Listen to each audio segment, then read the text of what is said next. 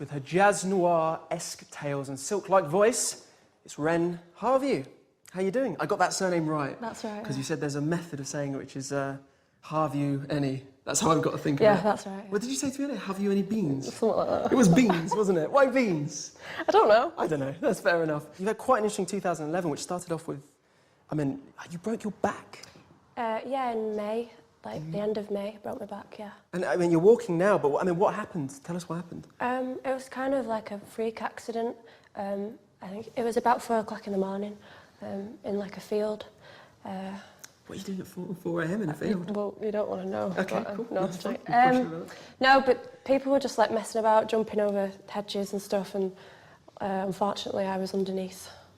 Someone was like jumping over a hedge and I was underneath. Wow. It sounds nuts, but It does sound kind of nuts. But you're on the mend now. You've gone from not being able to walk to now just one crutch. Yeah, just me. That's progress. Crutch, yeah. Pleased to hear that. But just before, I mean, you had all these things lined up. You were about to do a duet with Nas.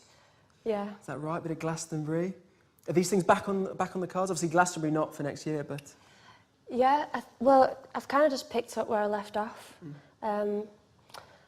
Stronger than before, I feel. Definitely. Has it changed your perspective a lot? Yeah. And what about your songwriting? Have you written about it at all? So many people ask me, like, I got given like a journal when I was in hospital, and kind of the first half of it is just under the influence of heavy drugs. Nice. So, that's probably the good stuff. That's when I think the Beatles had their gold, right? Under the influence. Maybe. Fantastic. So tell us about your single Through the Night. What's that about? Well, Through the Night was actually the first song that I ever wrote when I was like 17. And it was just kind of with this guy, Chris, and it was just kind of like he was playing the ukulele, and it was kind of just like a long poem. And it was nice, and I sung it into like a laptop, and then somehow that got sent to like head of Universal. That's how they got hold of it, and from there we're talking they wanted to sign you, and... Yeah, I got signed at 18, so 21 now.